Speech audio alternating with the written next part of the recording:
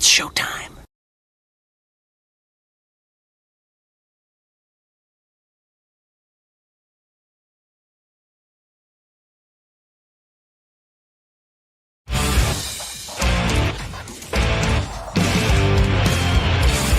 BS and Beer Media, in association with STWF-TV, the Podcasting Network. Introducing the best in the world!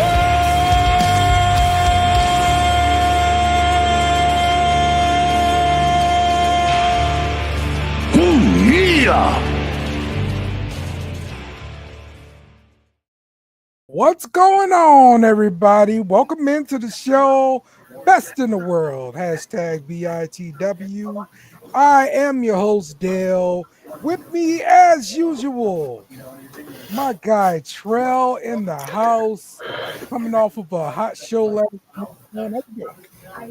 I'm good, man. I'm a little exhausted, but hey, the show must go on. Got to power through because this is Rumble weekend, man. I am excited. How about you, Dale? How's it going? Yes, it is Rumble week.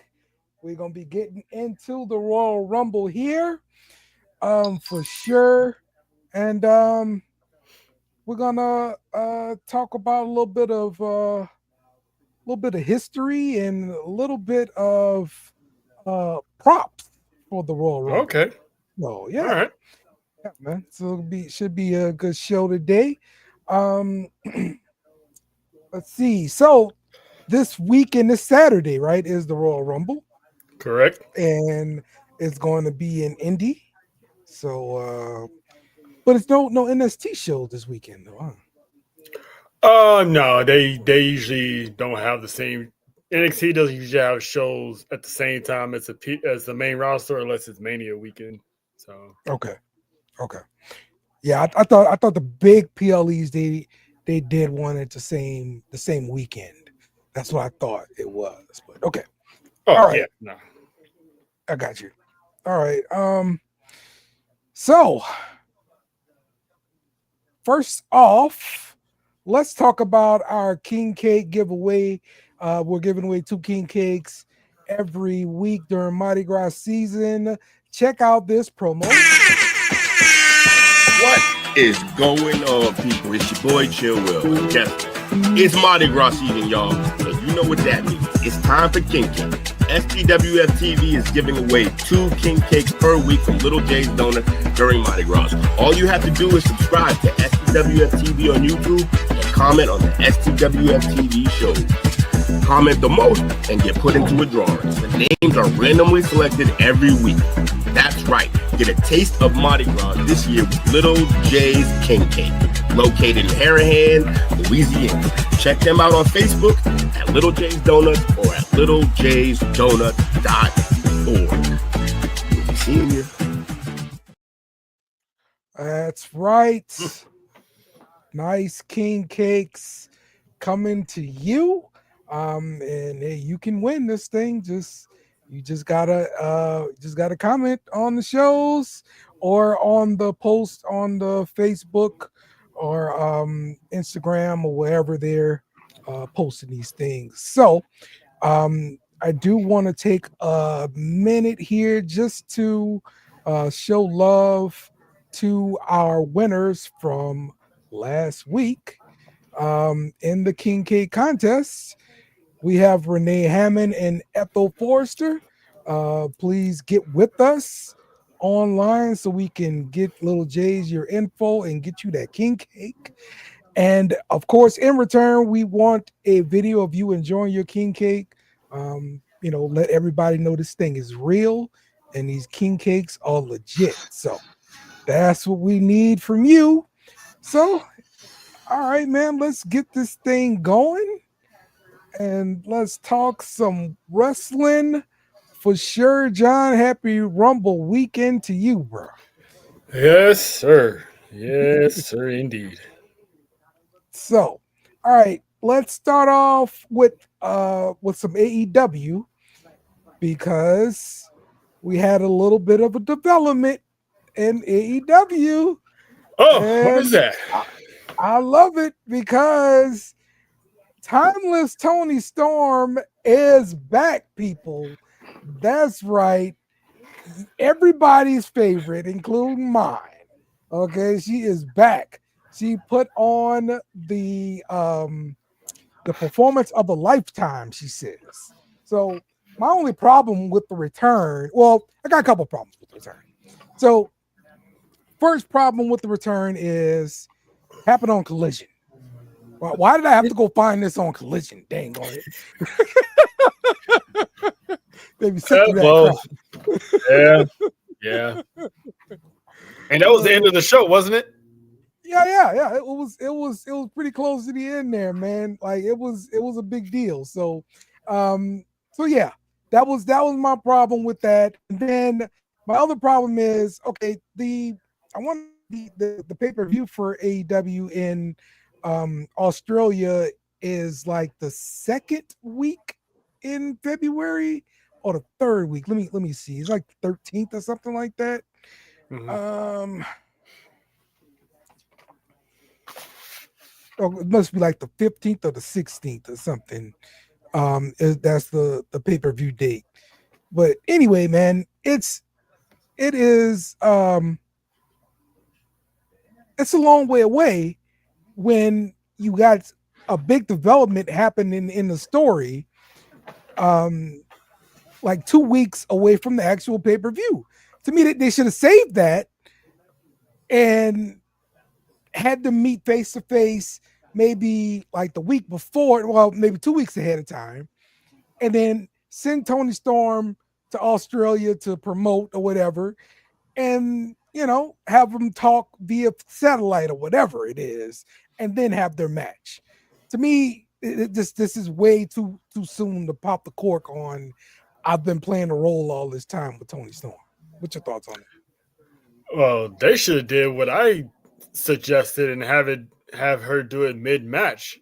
Have Mariah May get the upper hand, think it's over, and then she just strips down to a draws and be like, "It was me all along," and just beat the hell out of her barefooted, hits the 0-30, and boom, new AEW champion. That would have been more climatic if you ask me.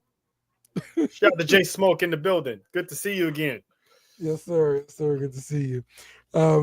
Yeah, man. I was excited though. So hopefully Tony Khan knows what he's doing with this booking and everything like that.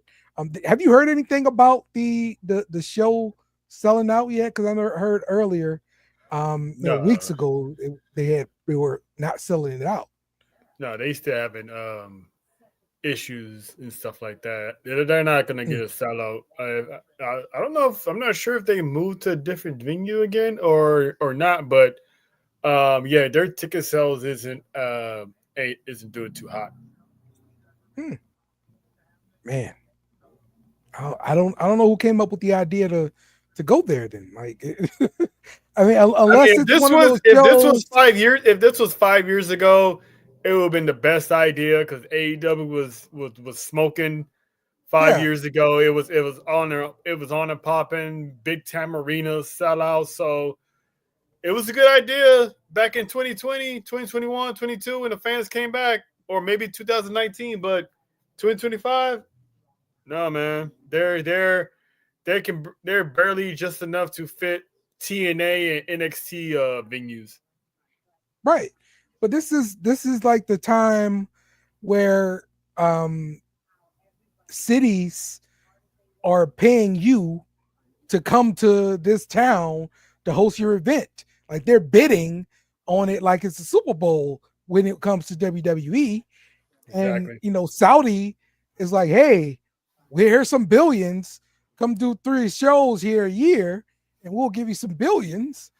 Like how are you not getting this? I'm not saying millions, but the kind of deal to where it doesn't really matter if you quote unquote sell out because this is guaranteed money. Why is it AEW making those kind of deals right now? Because as much as Tony Khan thinks that ratings are okay or they're signing these deals, people like over there in Saudi and other countries, they're they're looking at the numbers, but they're looking at the numbers and they're looking at the ratings and looking at all that stuff, and they're like deciding, okay, do we want that? You know, our people seeing that? Because what's the point of having our people seeing it if the viewership is low? There's no pageantry. There's no this. There's no that. None of the stuff going on is exciting. It's all just flips and tricks. Where you got WWE, you mix it in the drama, you mix it in the pageantry, you mix it in everything to actually make it a show to where these people can actually bring their kids to have fun instead of watching 6-7 matches turn to a bloodbath within 10 minutes. Is like it's not for everybody, and some cultures, they don't want to see that. They don't want to see blood on someone's face, or they don't want women walk around with blood on their face all the time. So that's why they're not getting the eyes that they should be getting, because they're sticking to just, let's just give these people indie wrestling and they'd be happy. Yeah, right. Yeah. I mean that's exactly what they're going for. Just give them indie wrestling. So yep. So let's talk about Malachi Black is like taken off TV or the contract up, whatever it is, they moved on, right? Mm-hmm. And so the House of Black is now called the House of Hounds, right? Oh, kind of sounds familiar, but I'm not going to go there. So yeah, but anyway, they definitely moved on from Malachi Black. They're like no leaders. No rules. Yeah, right. So do you think this is going to work as a group without Malachi Black? I mean, as of right now, they're in the same boat, because even with Malachi Black, Tony Khan wasn't really booking him to do anything. So in my opinion, they have a chance to break out and really show something, but I don't blame none of the talent on this, because it's really not their fault. Mm-hmm. It's just if Tony Khan wants to push them. But I'm cool with the House of Hounds, because Brody King, he's pretty much asserted to be they're all got their own voices, but you can tell Brody King's like gonna be that dominant figure in that group. So it's I wish them the best, man, because I love the House of Black, and now since they're House of Hounds, hopefully they get successful. But knowing AEW, this is probably going to be like a little band-aid, and they're probably not going to do much until maybe their deals come to an end. Yeah. Yep. And to me, man, I am enjoying the whole Ricochet heel deal with the Hounds from Hell. Okay, all right, my bad. Yeah. Oh, okay. Let's talk about this. Malachi heading to WWE. Like, if that's indeed true, there's been a nasty rumor going around with that, which is why Selena Vega quietly got moved to SmackDown. Yes. Because I was watching Raw, and it sounded like Michael Cole was about to have breaking news on Selena Vega, but he never, when they came back from commercial, they never addressed it.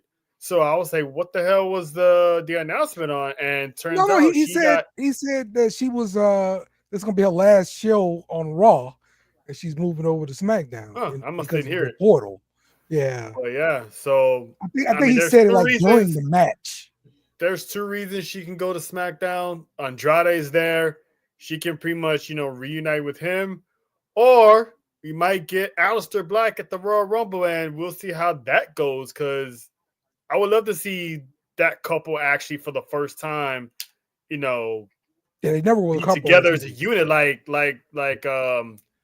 Scarlett and Karrion Kross. I mean, they ever do a program, oh man, that would be some dark witchery right there. Mm-hmm. Mm-hmm. Yep. Well, maybe we bring back the mixed match challenge stuff and start doing some of that stuff. They can do without that. Yeah. I enjoyed that. I mean, it was cool, but then like when Oscar was in it, that's when they really started hyping up that streak of hers. So it wasn't as special anymore because she wound up winning the mixed match challenge, but she was like, my streak. So it's like, well, they just pretty much fucked up. Yeah, exactly. I like to see Zelina and him on TV together and just see what that'd be like. So, yeah, for sure. Okay, back to what I was saying originally. Ricochet, the beef with Swerve. I'm enjoying it. I like the way that they're kind of getting after each other. You got any the move, the people's he has a move. Moonsault. He's calling it the people's moonsault. Tony Khan gonna fuck around and get sued, man. You don't play with Dwayne, Tony. Do not play with Dwayne. Has he not seen that list of stuff he has that he got copyrighted?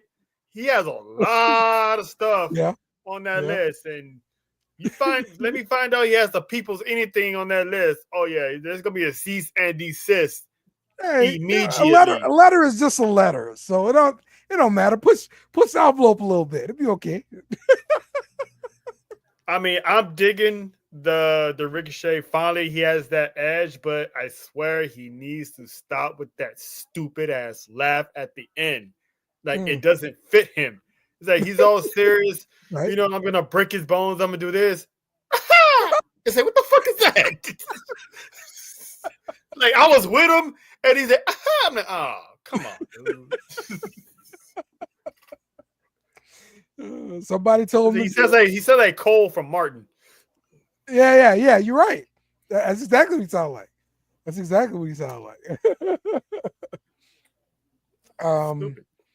This MJF and Jeff Jarrett feud, not really digging this.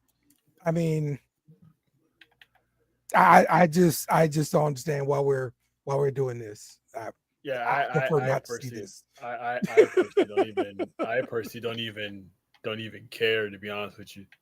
I don't know why he's even. I don't know what he's doing, to be honest with you. I don't. Yeah. It's like, what are they doing with MJF? It's like, does MJF get frustrated with this, or he's just one of those? Hey, this man's paying me a whole lot of money, so I really don't give a shit what he has me to do. Just as long as I get to cut a promo on someone and be a douchebag, and I'm cool with it. And if that's the case, hey, we don't do black on black slander like that, John. All right. But yeah, it's either he doesn't care or. Because I know Tony doesn't care, so it makes it even more worse. So he's literally just there to get a paycheck. So he should have took that bidding war and went to Stanford, but he wanna take the easy way out, take the big money payday, and just not do nothing. So that's good. Good for him though. He's better than us, and we know it. So shout out to MJF. Yep. Yeah, man. All right. Trying to think of something else. Oh, no. I didn't really see Christian Cage do anything this week. But when does he ever do anything? Yeah. You got anything else from AEW I may have not brought up? Shout out to the Hurt Business, the Hurt Syndicate. I mean, they had to sacrifice my guys' private party, but shout out to them. Yeah, new titles. It took it shouldn't have to, but it took WWE guys to come in, and I don't want to say make the titles relevant, but private party should have been that team to make it relevant. Sucks at how that goes, but at least Bobby Lashley is the champion in AEW, and February is coming up, so he ain't got to worry about Brock Lesnar showing up, taking it away from him. Yeah. Who would you put up against the Hurt Syndicate? That'd be legit threats for the titles. Shit, only team I can think of is the House. Okay. But it's too soon for that. But in the future or something like that, I can see the House. That's the only team I can see, because Brody King can go pound for pound with Bobby, and Buddy, he can go toe to toe with Shelton. So, and then you still got Julia, who could be a very big time component to neutralize MVP. If MVP doesn't go out and find a female stablemate. Other than that, yeah, I can only see the House right now. FTR, been there, done that. I don't see the Young Bucks doing it. The Learning Tree, they need to break them up and get that off my TV. It's like I got nothing. I really don't. It's like they not pushing anybody for me to sit to give an honest answer to who can take my them. problem with the tag team division. Yeah, that's my problem with it. It's the House. That's the only thing I can think of is the House. Mm-hmm. So we think this comment here from Chris. He like to see Yuta as the TBS champion. I would hate to see Yuta as a TBS champion. I mean, look, he's okay, like a wrestler or whatever. Does he mean TNT champion? Yeah, that's what he meant. TNT. That's right. The TNT champion. But I mean, there's nothing wrong with that with two Southern people, but just clarifying. Just clarifying. That's all. Yuta can't stand on his own, and therefore he's not that interesting. He is the equivalent of Cesaro, just another nationality who's just their white t-shirt. They're just plain. That's it. It's like Claudio, man. That guy, people, it doesn't matter what company he's in, they always fail to drop the ball on this guy. I don't know if it's because of his accent that, he hasn't really worked on his promos, but I think that's probably the only thing that's probably stopping him from getting the push. But other than that, Vince, Tony, they all slept on Cesaro, Antonio. The guy can go in the ring. He's a natural gifted athlete. He has the look. He wears the suits. It's just sad. Guys like that, they just there, but they're not really getting the push that they should be getting. I mean, he was Ring of Honor champion, but that's probably the closest thing of him having a decent run. Okay, so he was actually talking about Yuka Sakazari as CBS champ. This is the one that went up against Mercedes this week, if I'm not mistaken, right? The funny girl or whatever. Mm-hmm. And I don't even know who's gonna beat her. So it's yeah. I'm definitely is not gonna be anyone from New Japan. That's for sure. Yeah, that's for sure. All right, let's move over to WWE and let's kind of start back to SmackDown. Motor City Machine Guns defeated Pretty Deadly, and so now looks like they want to be able to get a chance to go get another tag team title shot here, right? Yeah. Yeah. So that's pretty good. Do we think they got a chance to take the titles off of them again, or with DIY? Nah, I mean it's gonna be a good one. They're gonna have that match at the Royal Rumble. Yes. 2 out of 3 falls. Yep. It's gonna be good. They're gonna have it seem like they're gonna win, but I don't think they're gonna hot potato the tag team titles. I think there's a plan in motion, and I think DIY to solidify their heel run right now for the first time together as a tag team of DIY as heels. They're gonna have a good run, at least heading into Mania, I think. Yeah. But it's gonna be a show though. It's gonna be a good show. Okay. All right. And we saw Jimmy Uso come out, attack Kevin Owens because he was talking too much. Now, what I think I'm seeing is they're trying to give Jimmy Uso the same sort of TV time they gave to Jey Uso, which made him main event Jey Uso, and of course, not a Yeet Master. Is this going to work with Jimmy Uso? And my thoughts on that is, look, Jimmy Uso is definitely the funniest twin. So my thoughts, because he's the funniest, he's the most entertaining, therefore it should work. But will it work? What do you think? I think it will work. The question is how long it's going to take for it to work, because keep in mind, the main event Jey Uso was 4 years in the making. Since 2020, this man has been, yes, he's been with Roman Reigns, but he's been on a course of, becoming his own man when Jimmy was gone. So that helped him evolve all the way to 2022, 2023, when he finally, went his own way. And 2023 was the year of Yeet. So I think it will work. It's just hard to find a dude so serious, because every time I see him, the dude got some kind of facial expression, and I just started laughing. It's like the dude is a goofball, and it's like, goofy, how can I take him serious? I mean, even Jay can be funny, but now, like I said, Jay spent 4 years honing his craft on this, so it's like we know when Jay is funny, but Jay can also turn it on as far as the emotion and get into something. Jimmy is like, even through everything, he's always been, funny, and it's like, so it's.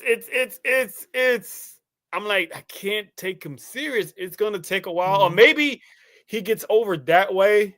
But I don't know, because it kind of reminds me of how Matt and Jeff went their separate ways, and it took longer for Matt to get over with a character, which that's when he came up with the the version 1 character that got hella over, and that's how he formed his own identity. Yeah.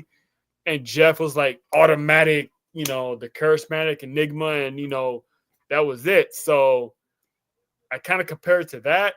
So I think it could work, but how long is it going to take for it to work is the question. So, but he's a funny guy. I don't know if they're going to use that as a advantage, but serious, I can't take him. It's hard to take him serious. Yeah, it's hard, right? All right. Question here from Asher. Do you think AJ Lee is returning at the Royal Rumble? Would you put a bet on that? I will bet the under. I don't think so, because it's I know she's happily retired, but I will say if she does, that would be the biggest swerve that they kept under wraps, which is hard to do. But I think she's just happily retired, so I don't think she would make you have a better chance of seeing Nikki Bella come back before you see AJ Lee. I know Nikki Bella. I think Nikki Bella will come back at the drop of a hat if they called her. Yeah, that's the point. I mean, for the Royal Rumble. AJ Lee is like, that's that one. It's like, I want it, but I don't know. Yeah. I'm not sure. And I don't get it from her part though. Like, the bad blood was from your husband, right? Like your husband and injuries. That and injuries also. Yeah, but like she literally just worked on heels. She was wrestling. I saw her. I mean, hey, if she does make a one-time appearance, at least that would still be the most talked about thing in the Royal Rumble. Nothing else would matter in that Rumble. It don't even matter who wins. If AJ Lee is in that Rumble, it's gonna be the female version of Edge coming back after 10 years. Yeah. Like, I mean, the Rumble is not physically demanding. Like I'm telling you, I could probably get in the Royal Rumble and just need like a course on getting over the rope safely. You know. Hey man, if Jim Carrey can do it, Dale, you can do it too. That's what I'm saying. That's what I'm saying, man.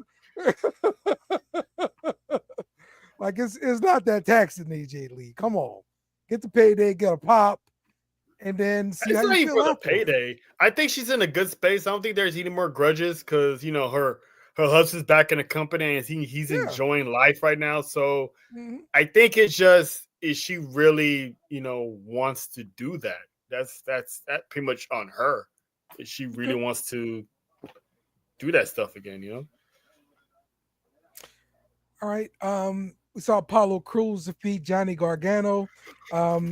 This is good for Apollo Crews. Like he's been on TV, and he's getting matches now. But will he ever achieve the whole African Prince, Apollo Crews thing again that he did back in the day? I don't know if they're gonna bring that one back again. I know they're not gonna bring that Apollo. back, but I actually enjoyed that Apollo Crews. I'm like, the man had TV time. He was IC champ. He had like a going gimmick, and me and my commander Aziz, and he's like blah blah blah, and it's like, I'm like, oh, okay, this is cool. I'm digging this. This is dope. I'm just trying to figure out what's the end game with Apollo. Because he keeps sticking into Pretty Deadly's business a lot, trying to tell them that DIY is using you and blah blah blah. So I'm wondering what's the end game for him? Like, why is he being basically the locker room snitch? Why is he going around telling on people? It's like they don't want to listen, let them find out, but he keeps trying to stick his nose where it don't belong. So it's like what's he getting out of this? That's the intriguing thing about it. What's next for Apollo? What is he getting out of this whole, keep, socializing with DIY and Pretty Deadly? Yeah, agreed. On this SmackDown, we saw the debut of Damian Priest coming over from Raw, and he got to go head up against Carmelo Hayes. Yeah. So couple questions here. Like, are they doing Melo? Are they doing right by Melo? I mean, he's always on TV. He's in some kind of grudge with some people, but it's not a lasting sort of grudge besides the whole Andrade kind of one-up fight thing. Yeah. I want to make one thing clear. He's not being buried. Because you would know if someone's being buried. Just ask Giovanni Vici about being buried. The guy, there's a difference between the company have no faith in you and they're just burying you to put someone over, and having a character that they want to build some momentum off of.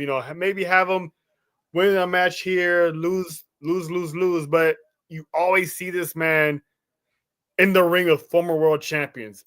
They had a dark segment after Raw where him and Cody got into it again for like God knows how many times within the calendar year since he's been on the main roster.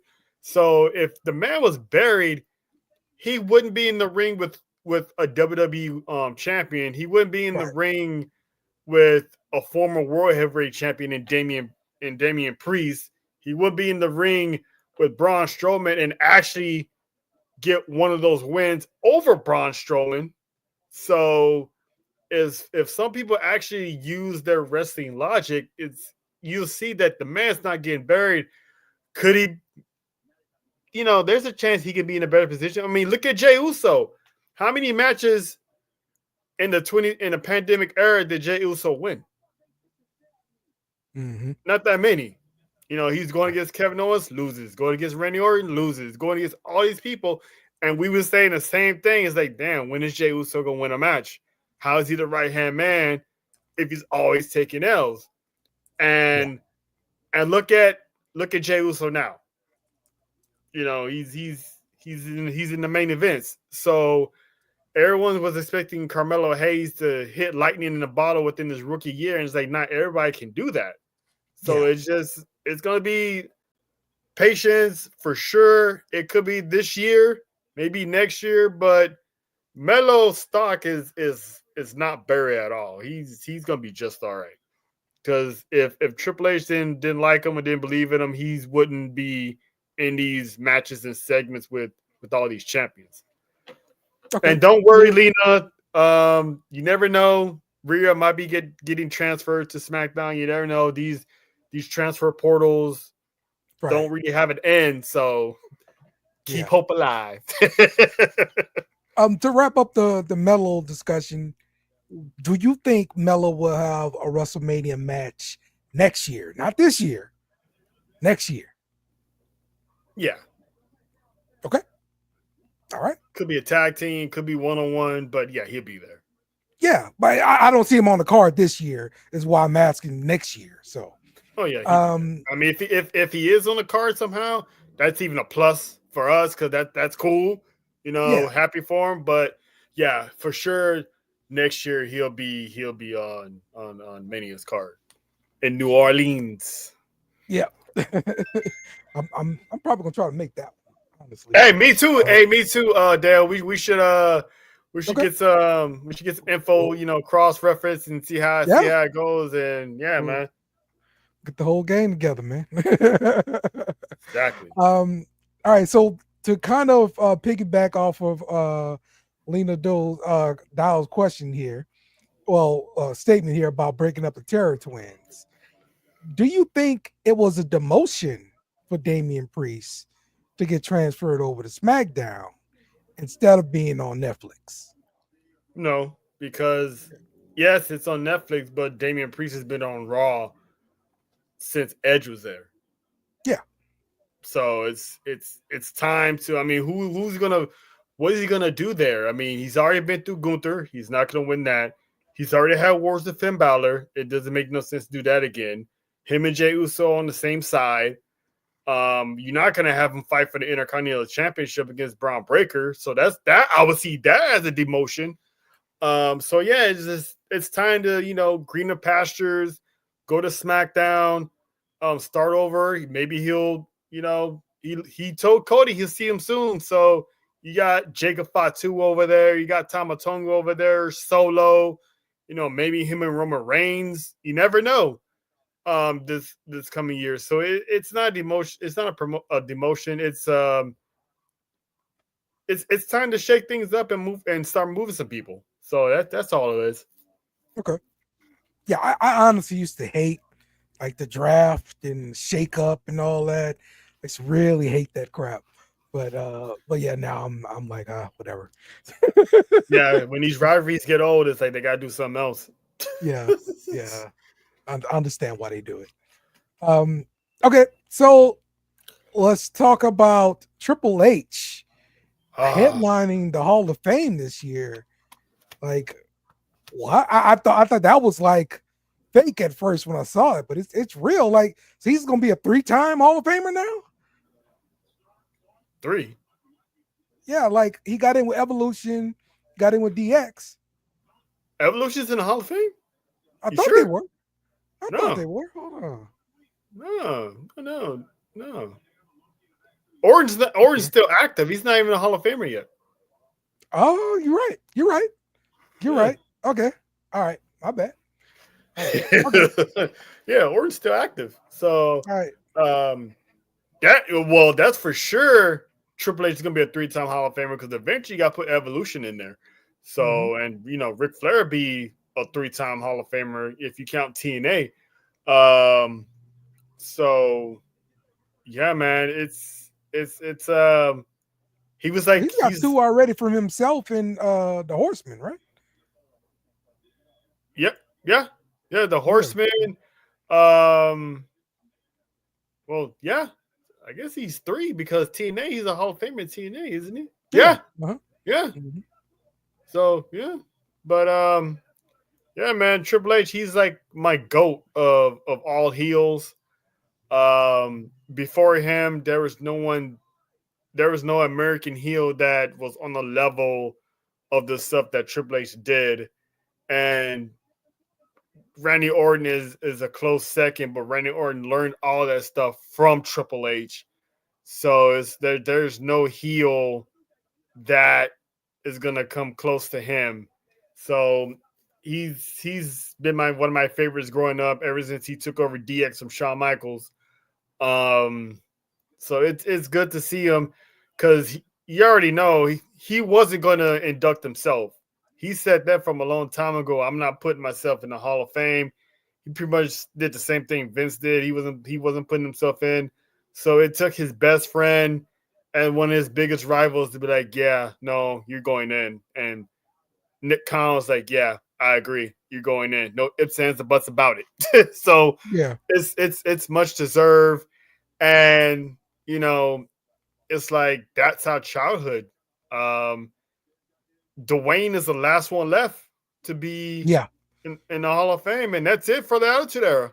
I honestly thought that might have been the headliner for the Hall of Fame. Maybe next year. The Rock. Yeah. It's probably gonna be next year. Okay.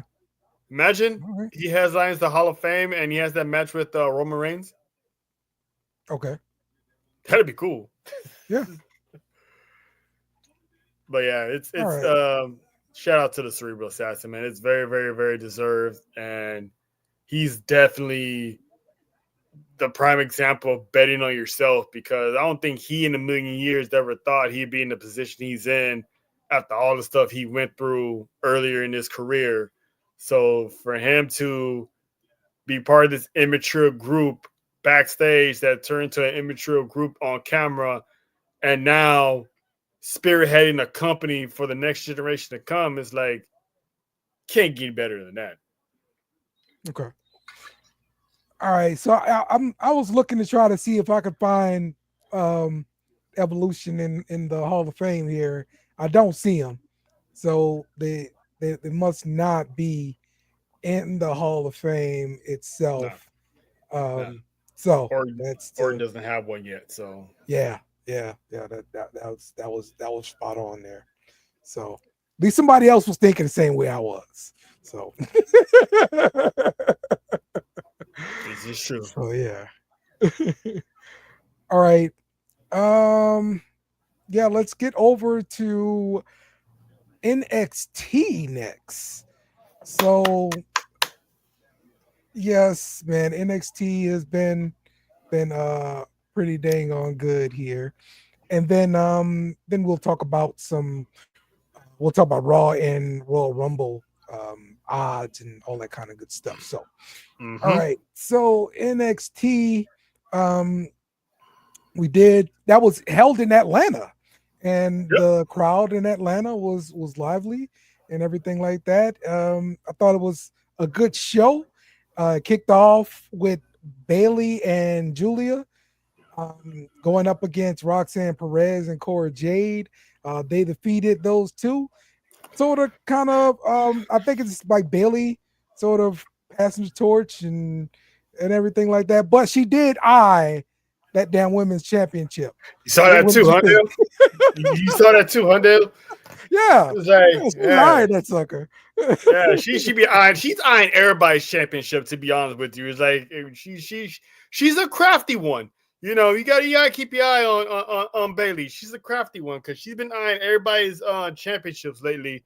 But when she did that, I'm like, nope, Bailey, don't you do it. You do not need the NXT championship. Stay on the main roster. Go after the United States or Intercontinental Championship in the future, but don't be one of them. Don't be Charlotte. Don't be Becky. Becky Lynch run. Yeah, don't do that. And Becky Lynch only did it just to put Live Valkyria over. So so she wasn't champ for long. So I give Becky a pass because she actually put someone over, unlike Charlotte, who beat Rhea, which didn't need to beat Rhea. Right. only to lose in Right. the triple threat and not be pinned. So there was no purpose Mhm. of her being champ. But that was a Vince decision. So I'm gonna get off of that. Maybe But it's a good way to get them like on the main roster or whatever. That's all I could see. oh yeah, Roxanne's on the way to the main roster. They're gonna carry this over Yeah. up there because the way Roxanne and Cora were kind of, looking at each other like, what the hell? I think this is gonna be where Roxanne's gonna like, you know what? I don't need NXT. I don't need you. I'm better than this. I'm out of here. So she's gonna go up to the main roster, and that's where her and Bayley gonna officially start this feud. I wouldn't be surprised if Roxanne's in an elimination chamber. I could see that. See that happening. Okay. Oba Finley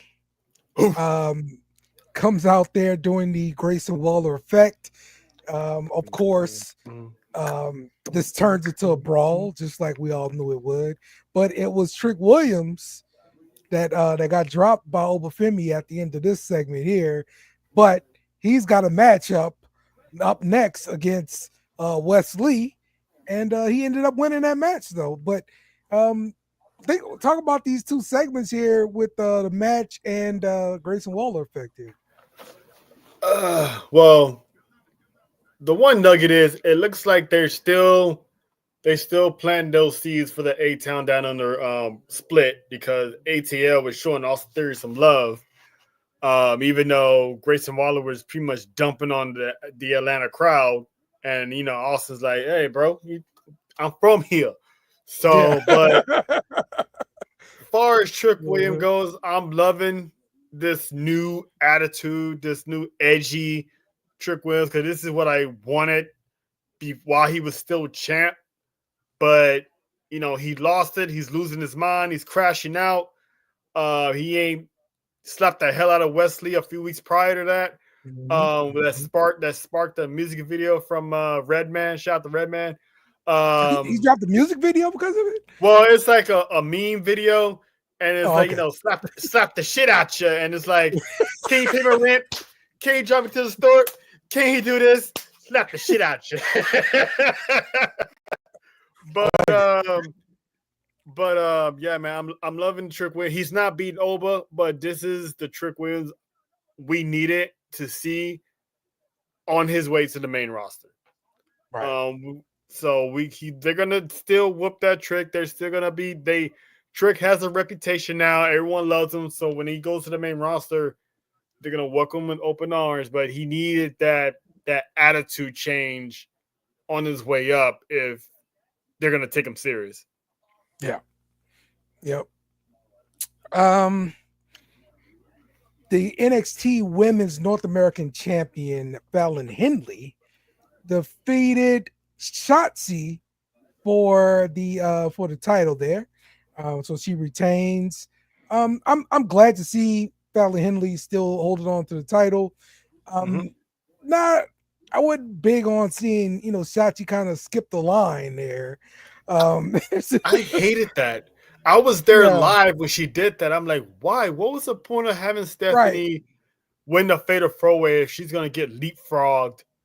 Yes. Well, actually, she got leapfrogged and she got screwed out of number one contendership by Fallon Henley. So it's like, I see what they're doing, but the thing is, like, what was the point of that in the first place? Of having her win if they're gonna play the duck duck goose with Steph. Yep. Agreed, man. So we'll see what they end up doing there. The next matchup, All Ego Ethan Page defeated Cedric Alexander. The headline though is Ethan Page used a twist of fate to win the match. Yeah. I don't know if that's a precursor to something coming down the pipe, or he's really adopting that move for his own. Yeah. I've never seen him do that before. So, very. I'm wondering if this is gonna be part of his moveset now, or is this something where the Hardy Boys show up on NXT because he's using his move. You Yeah. Might see at the Rumble. know. And the Meta Girls got screwed Woo! out of the tag team championships by the referee. So Bianca Belair and Naomi defeated them. That ref could have counted 3. He did not count 3. He decided to stop counting and turn around and do something else. And then the Meta Girls got screwed. All right. That's what happened. They need a rematch. That's your story. You're sticking to it, huh? They need a rematch. These damn NXT refs, bro. But I'm proud. I'm proud of those girls. Especially as part of the Black community, I'm definitely proud of those women. Those 4 women main event NXT and put on a show in Hot Atlanta.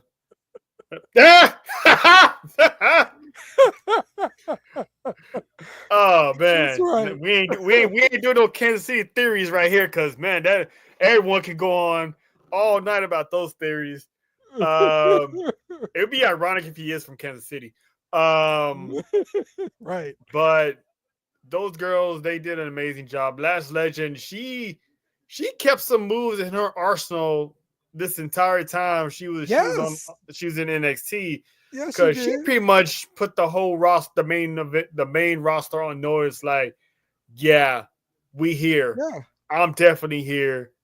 Get ready, because this sister's gonna show up and show out on that main roster. So she took advantage of the fact that she was going up against Bianca Belair. You know, you got eyes on you at this point in time. Pull out something new. Boom. Exactly. Perfect. You're in the ring with the EST, one of the faces of the women's division, the standard. Right. I'll put it like this. John Cena. I'll put it like this. When it comes to Black women in WWE, and no disrespect to Naomi, but it's like Bianca's like the standard, in my opinion. Like, absolutely. She pulled up, she showed out, she put in the work. Now she's all over the place. So it's like, she's, like you said, she is the John Cena. It's like, you're gonna test your metal against the best. And Bianca Belair, she's the stand-up bearer. So for her to do that, she's been in the ring with Jade. She's been in the ring with Nia. She's been in the ring with Bianca. She is ready. Yeah. So her and Shakara, and shout out to Shakara, because she's also been putting in work in the lab. She looks good, man. Yeah, man. And it's like, I always thought she was the weakest one of the meta group.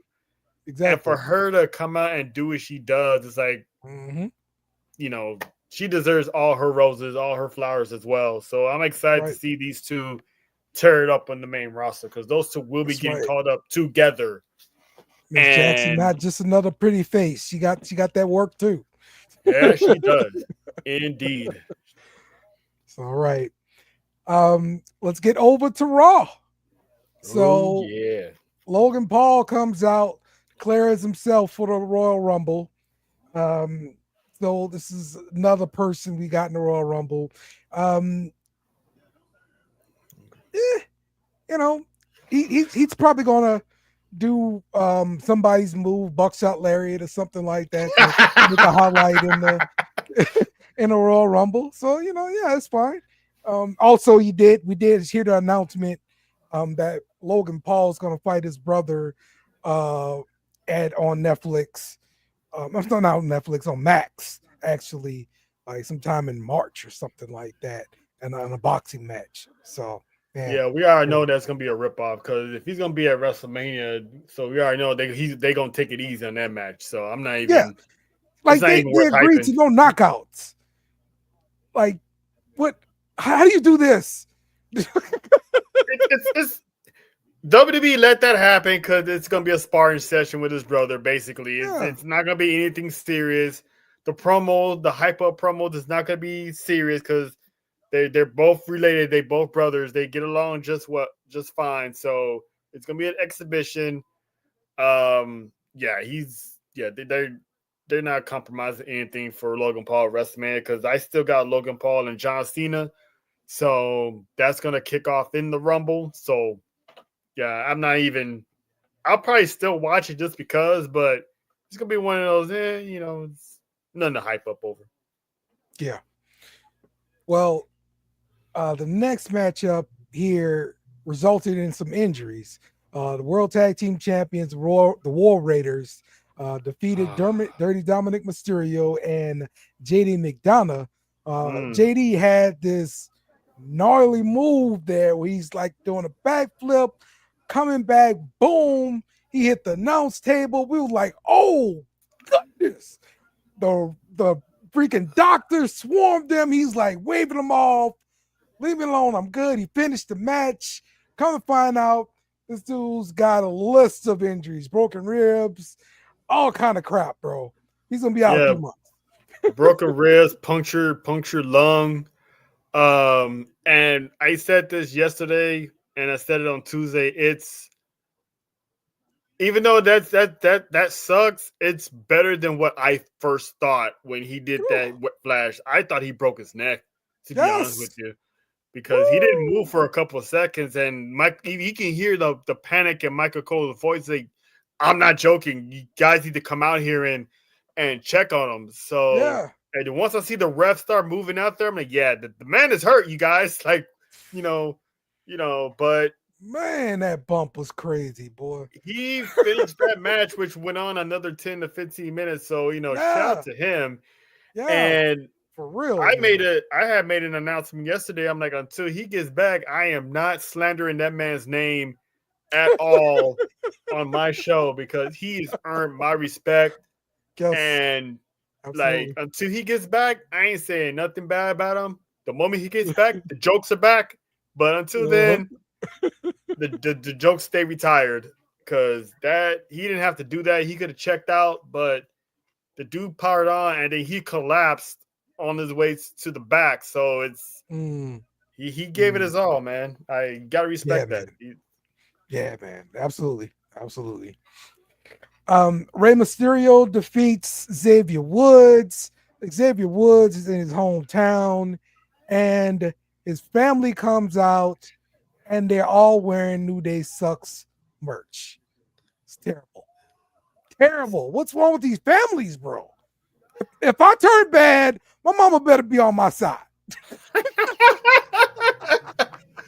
Like, you shame me, Dale. Take her purse and get up and just walk away. Oh, man. Man. That's one of the low-key funniest because, like, Kofi's mom walked away from him, and now Xavier's mom, dad, sister, and Lil Yachty was like, yeah, we don't mess with you, man. So it's cool. Like, it's still funny, even though they're serious as hell, but the fact that their family it's like, it's typical. First of all, his family was on black people time because they knew what time to be there for the show, and they were late as hell. So Dale, you already know when people say be here at this time, they show up an hour late. So yes. So first of all, that's messed up. They were late to their son and brother's thing just to kick him to the curb. So I thought that was comical. Oh, the best. I'm telling you. We saw Raquel Rodriguez and Liv Morgan defeat the women's tag team champions Bianca Belair and Naomi in a match here where Raquel took out Naomi with a Tejana bomb on the apron. We got Dirty Dom coming out there, interfering in the match. But they get the win. They're going to be next in line for a tag team title match. Yeah. Do you think they have a chance at taking it? Yes, I actually do. And I believe a part of it's going to have something to do with Jade as well. Because I heard some rumors that the company is heavy on having Liv and Raquel be tag team champions going to Mania. So those two have been tag team champions before.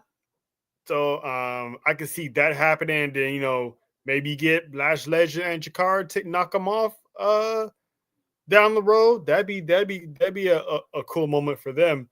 But I think they're gonna lose when they get that tag team title match, because I'm pretty sure they're gonna want that another shot, because they got pinned.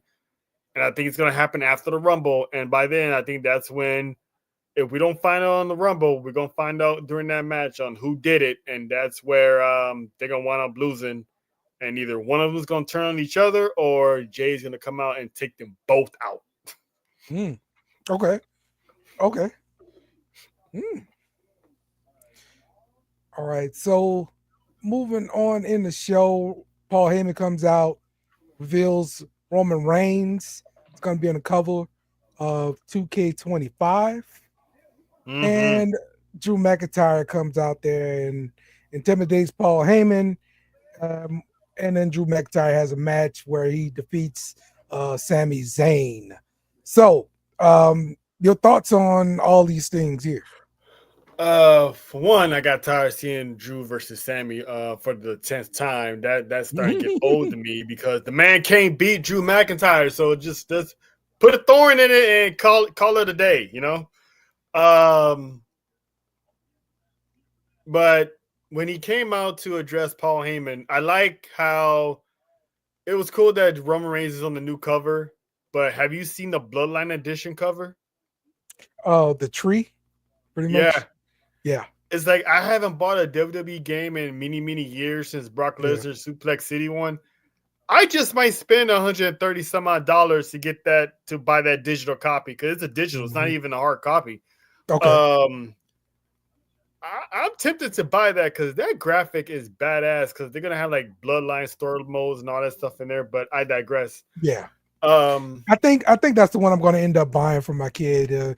He said he didn't want the last one because he wanted the new one when it came out. That was the specification he made. So yeah, that's why I don't buy them often, because they come out every year. That's why it's hard buying Madden, because it comes out every year. But yeah, so he's hyping up Roman Reigns. How everyone is gonna be, is pretty much bring back the one versus all slogan, because everyone's gonna be gunning for Roman. Drew comes out. I like how Drew was like, tell your boy I'm coming for him, and Paul Heyman's like, oh yeah, I'll tell Roman you're coming for him, and he's like, nah, I ain't talking about him. I'm talking about Punk. So I thought that was a nice little curveball right there. I was like, that was pretty cool. That was pretty cool. Yeah. Oh man. And then we saw the show end with Sami Zayn accidentally giving a haluva kick to Cody Rhodes. This is a week after he did the same thing to Seth Rollins, right? So yeah, like 2 weeks after that, yeah. And it's like,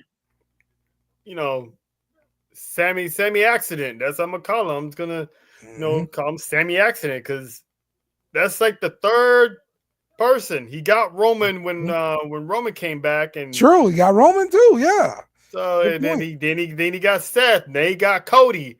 It's like, who's next? Good point. Maybe what if he kicks Jay and accidentally eliminates him in the Ooh. Ooh. Okay, this could happen. This could happen. Okay. Yeah. All right. Well, let's talk about the Rumble, man. Yes, let's get into it. The champ Cody Rhodes versus Kevin Owens in a ladder match for the WWE Championship. Now, first question is, after this match, will the winner walk around with both championships? At least for no, because it's not a unification match. It's just it's not a unification match, so I don't know why that belt is still being propped around. Because KO took it. Yeah. Once he gets it back, they're gonna honor that what Triple H said, that it was supposed to be a one-time sightseeing. So he's gonna get it back. take it home, put it on his mantle, hold it up high when he's walking out the building to let people, because he promised to bring back the winged belt, and technically he kind of did. So, because it's been parading around for the past couple weeks, if not a few months. So it made his world tour. So it's gonna end at the Rumble, and it's gonna go home and be put on his wall. And he's gonna walk around with the usual WWE Championship. All right, cool. All right, but you got Cody still. Yeah, I possibly might have a Randy Orton sighting as well. Pending on if they start off with the men's Royal Rumble, then I got Randy Orton coming in at the end of that match. But who knows, man? I for some reason I think Orton's gonna rear his ugly head and come after Cody. I mean, not Cody, KO. Okay. All right, let's talk about the tag team championship match. DIY versus Motor City Machine Guns. It's 2 out of 3 falls. Who do you think has the best chance to win here? It's gonna be DIY. Okay. It's definitely gonna be DIY. The thing is, I don't know how they're gonna go with the pinfall. Who's gonna get it first? I'm probably gonna go with the Machine Guns. Probably gonna get the pinfall first to pretty much put the champs on their heels, and then DIY is pretty much gonna cheat their way to winning back-to-back falls. Okay. Yeah, I'm going with DIY to win this one as well. I think they're trying to cement the whole heel kind of legacy here with this run. So I see them continuing this. I am curious to see if they do something in NXT with them being in NXT programming like last week or something like that, right? Coming out there looking at the tag team champions. So I wonder if they start something up with them too.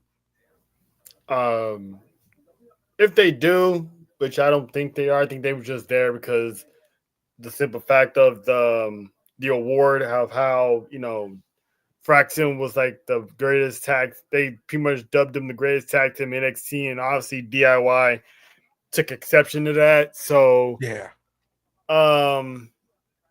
if the only end game I see of DIY ever going back to NXT is the same way how the Unholy Union brought the NXT titles to the main roster for a unification match, but that wouldn't make any sense because Raw has tag team champions as well. So it really wouldn't be a unification match if you still got another set of tag team titles floating around on another brand. So I think it's just one of those, they were just there as a cameo. I think that's pretty much, in my opinion, that's pretty much it. They were just making cameos. A lot of main roster stars just pull out to make cameos. I think that was just one of the they do it instances. Okay. All right. So we're gonna talk Royal Rumble here, but we're gonna be looking at some props. Give me a minute to pull that up. Let's see.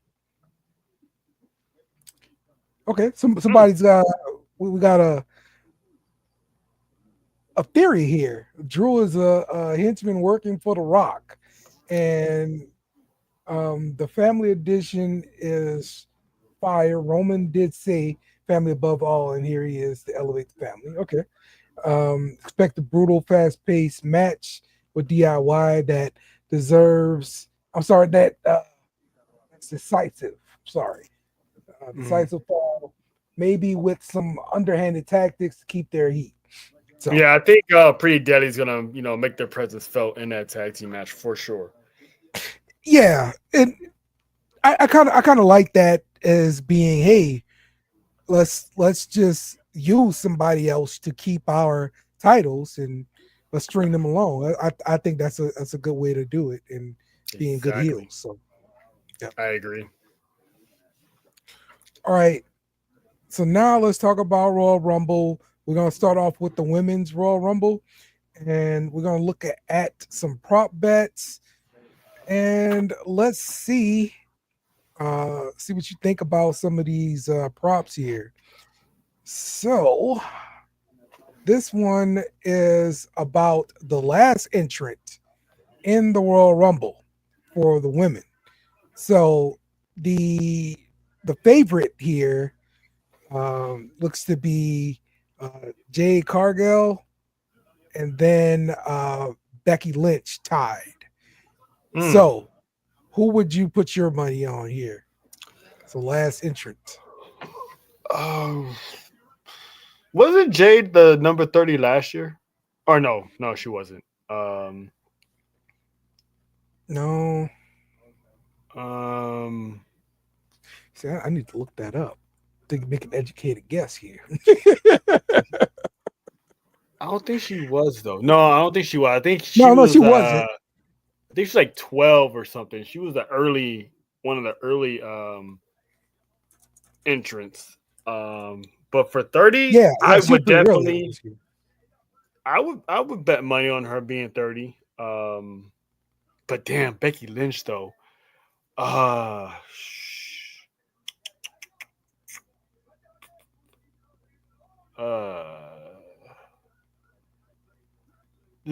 Damn, because Becky Lynch and Charlotte, I can easily see them coming in at 30.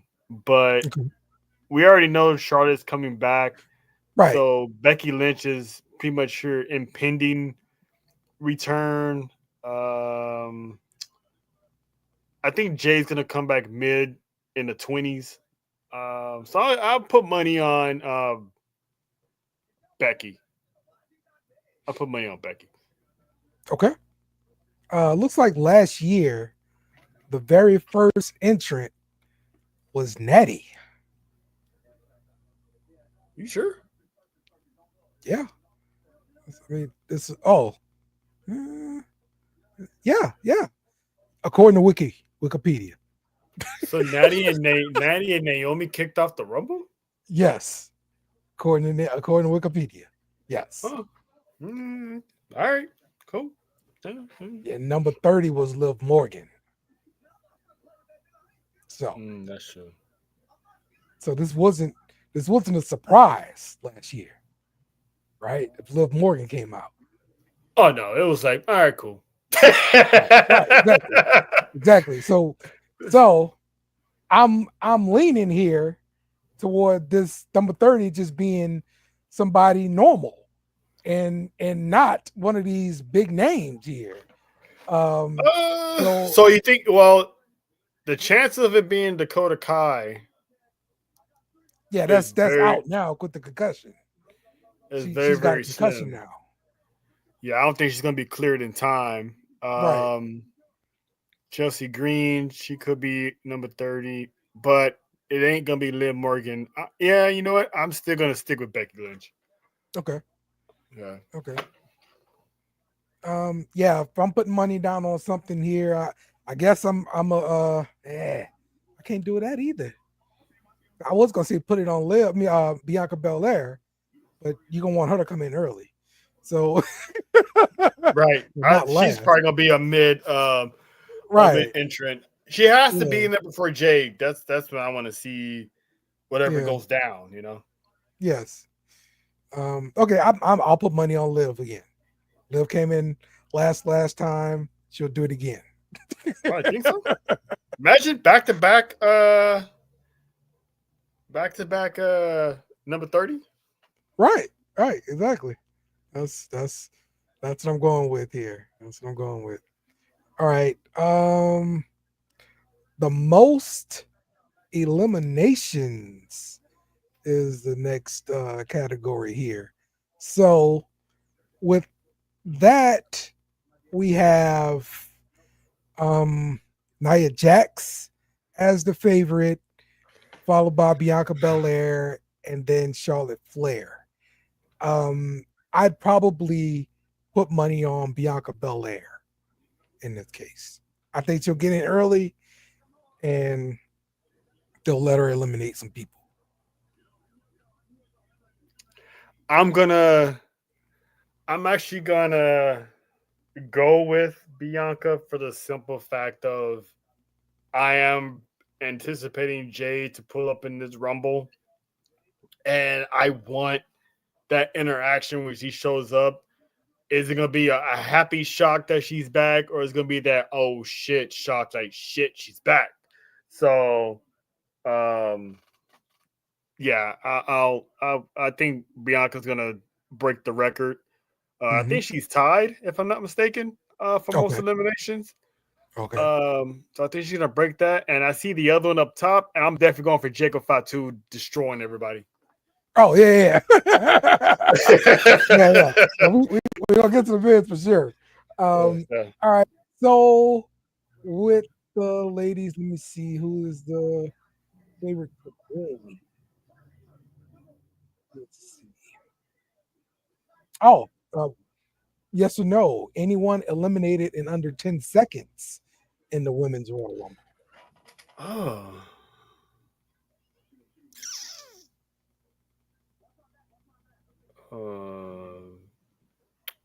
Would it happen to Chelsea Green again? I'm gonna say yes. It's not Okay, gonna be all Chelsea right. though, but All right. I'm gonna say yes. I can see it happening. Maybe Candice LeRae, or maybe what if they put Nikki Cross in there? Everybody just throws her out. Well, no, I can't see that happening to her. That's a tough one because it depends who's in the Rumble. So yeah, I'm gonna say at least one time. Someone's gonna get tossed over as soon as they get in. I'll stick with that. I'll stick with that. All right. And the Royal Rumble winner, we've got Charlotte Flair as the favorite, followed by Bianca Belair, and Io Sky, then Becky Lynch. So the longest shot belongs to Lash Legend, Lita, Julia, Roxanne Perez, Mi Chen, Piper Niven, Trish Stratus, Electra, Chelsea Green. There's a bunch of people with 1,000. Yeah. 10,000, whatever. So, so who is your pick to win the Royal Rumble? Who would you put money down on? Okay, here. Let's see. I'm not gonna pick Charlotte because Charlotte can win the chamber. Okay. I feel like Becky would, but her and Rhea again, been there, done that. It's not gonna be Jade this year for sure. It's not gonna be Jordy Grace.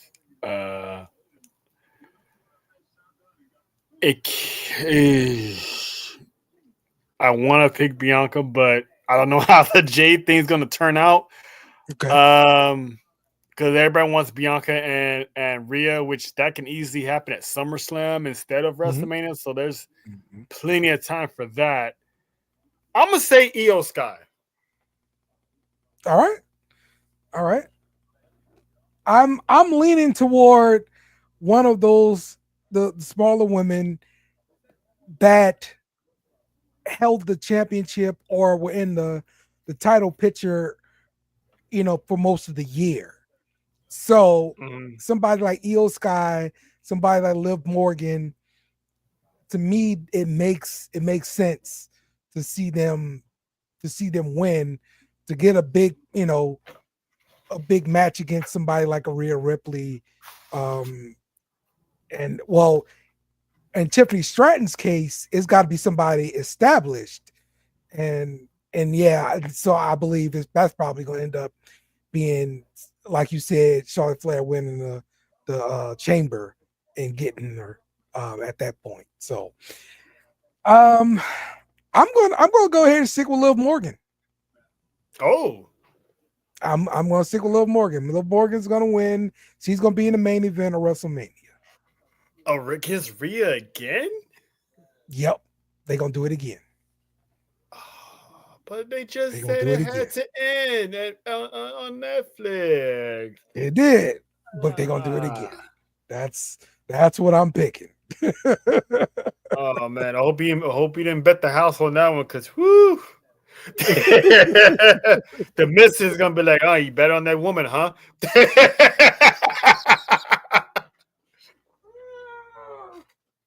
Oh my goodness. Yep.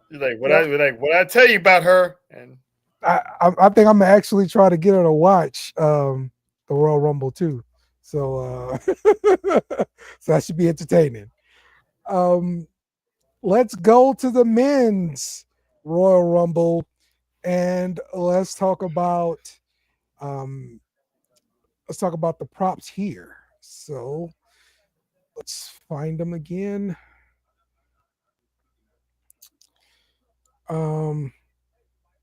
Does anybody get eliminated in pretty quick time, less than a minute? ooh.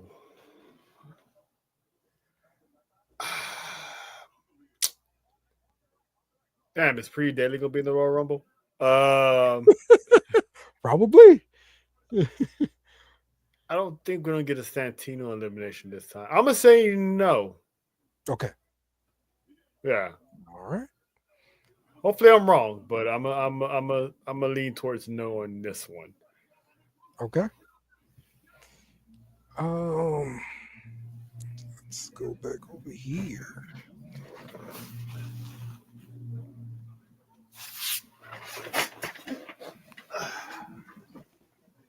There we go. Props. So, we said no to that one. Let's see. Most eliminations. The favorite, Jacob Fatu, minus 200. Drew McIntyre, plus 250. And Braun Breaker, plus 300. Who you putting your money on Jacob Fatu here? Yep. Yeah. Yep. I like that. Yep. Braun Breaker had his moment last year. If that man is in the Royal Rumble, the dude will go beast mode and take a lot of people out, and it's not going to be funny. Oh, okay. So Lena came up with the story for that. Becky Lynch getting her revenge on Liv Morgan and setting the stage for final showdown with Rhea Ripley at WrestleMania. You think that's the story, so it's okay. Yeah, but I don't want to see it again though. That's the problem. It dragged out for all of 2024, just about. Yeah, and they both argued that WWE made it a point in those video packages for having both of them say this has to end. So right. Why have it end on January 6th and then bring it back up again a few months later? It's no. Let Liv and Becky handle their own differences away from the women's championship. Becky can challenge the world champion later on after Mania or something like that. Depending on how the chamber happens. Maybe Rhea defends in the elimination chamber. I don't know, but yeah, no. Yeah, we don't need Rhea against Liv again, and I kind of don't want to see Rhea against Becky because we saw that, and Rhea won, so we don't. Yeah, it's cool. We're good. Okay. If WWE wants pure cinema, The Rock returning, eliminating Roman, finally setting up a long-awaited match at WrestleMania 42. This is the biggest move they can make. Like it. 2 thumbs up. Agreed. He could. There's so many ways Rock can do it. Like he necessarily doesn't have to be. Excuse me. He doesn't necessarily have to be in the Rumble. He could just show up and just interfere in the Rumble and just cost Roman Reigns his spot. He can be number 30, or they can go with John's theory of him being the final boss, just like the video games. He's that hidden 31 entrant in the Royal Rumble, because he can do that because he's the head of the board of TKO, so he can do what the hell he wants. He's the final boss, and toss over Roman Reigns. So yeah, I could definitely see it. If Rock is gonna be in the Rumble, he's definitely screwed over Roman Reigns, because I do not see Rock winning the Royal Rumble. I don't think they're really gonna follow through with Cody versus Rock, which I'll be surprised if they start and end with the same plan. For most eliminated, I think I would try to find Solo Sikoa. I think Solo is going to eliminate the most people. That's my more opinion. than Jacob. Yes. That's some high stakes, Dale. You must be you're a better gambling man than I am, because okay, so to enter the Rumble last, we got a few choices here. The best odds, let's see, Brock Lesnar is the favorite here at plus 300. Cena, let's see, plus 350. The Rock plus 400. Roman Reigns plus 500. Randy Orton plus 600. CM plus 600. What would you put your money down at?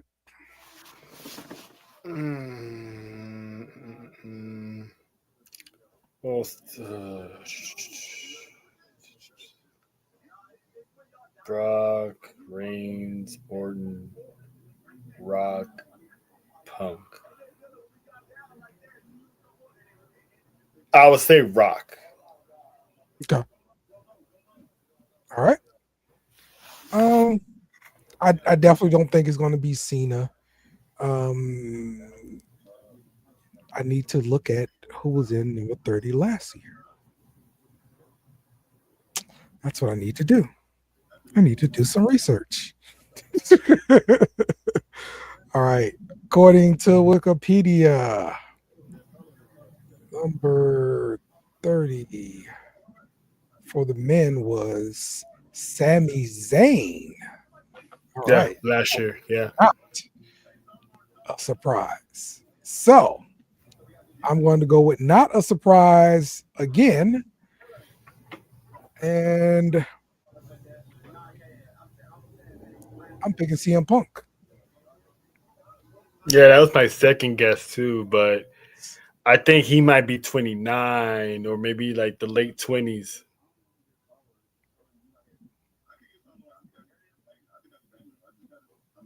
This is a good point. I heard this before.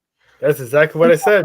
Before. Be that 31. Yeah. Yeah, The Rock makes his own number because he's the final boss and he's number 31. He comes in there. Oh, that would be really heelish, but I don't get that from the last time we saw The Rock. The Rock was like, I'm not playing a character. That was Dwayne, man. That was Dwayne. That was Rock. That was Dwayne. Showing up for the execs and being himself. Final boss will be back at the Rumble, and it's gonna be like everyone's gonna be like, "Yep, business is picked up. We're back to our regularly scheduled programming. What's gonna happen here? Is he gonna get Cody or is he gonna get Roman?" Yeah. Yep. All right. And now the big one, we pick the men's Royal Rumble winner. And the props are as followed here. I'm sorry, the favorite is looks like John Cena, betting favorite at minus 110, followed by Seth Rollins and CM Punk. Where are you putting your money at here?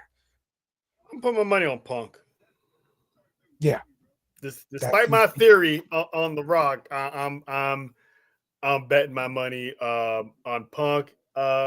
it could be Seth. That's a wild card, but I'm going all in on CM Punk. If he can stay healthy throughout the match, I'm putting my money on CM Punk. Okay. I'm surprised The Rock isn't like his odds aren't like further down because you know, I just don't see him actually entering the Royal Rumble. Like I don't know. Maybe. Yeah, I put money on Punk here though. That's where I would bet here. Obafemi, huge long shot. Would you take that? Of him winning? Yeah, just like put if there's like as an NXT champ. If there's like a $5 minimum, would you put $5 there? I mean, the worst I can do is lose $5. So yeah, I'll put a $5 bet on Oba. Especially I know he's not winning. So, but then again, it's like I could use that $5 for something else. Like I can use that $5 for something else. So it's like, they're really going to be that cheap? Do I really want to, just save my $5 for an extra order of fries? Maybe. Oh, look, $5 to win 1,000. Hell yeah, man! I'm gonna put that $5 on Punk, man. You can't go wrong with that. $5 to win 1,000 on Oba. I'm taking that. Nah. So see, $5 on Punk gives you $10.50. So $10. Oh, you wow. get a whole meal from McDonald's, not just yeah, because he's a big time plus. That's right. Yeah, I'm still learning that stuff. So yeah, I know probably to put big money on Punk, but yeah. What would it be if you put 50 on there? If you put 50 on Punk? Yeah. Okay. Let me see. My computer going wonky. It don't like when I share stuff.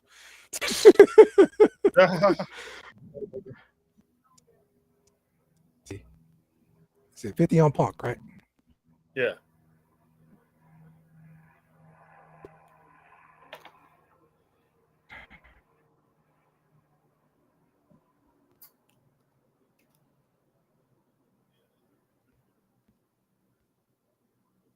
Huh? Yeah.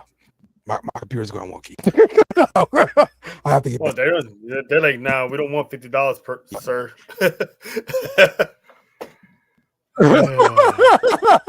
Wow, they yeah, you can bet 5 and win 10, but you can't bet 50. Okay, I understand. Okay.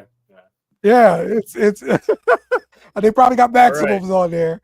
That's probably going on. That's cool. So yeah, that's man. Cool. All right.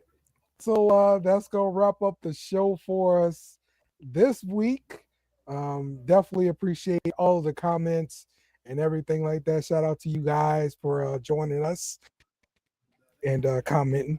And be sure to check out Sports for You Wrestling. They're gonna be streaming live during the Royal Rumble. Come hang out and chat and make a prediction and all that kind of stuff. It should be a fun time. Yeah, special start time. We're gonna start 30 minutes early because the Royal Rumble starts at 3, so we're probably gonna start at 2:30. We're gonna be joined by Champ and Drell from BRF, so those boys are gonna be with us live for the Rumble. So we're gonna start like at 2:30. Get the predictions in, stuff like that before the event starts. So it's gonna be fun. All right. Sounds good, man. Sounds good. All right.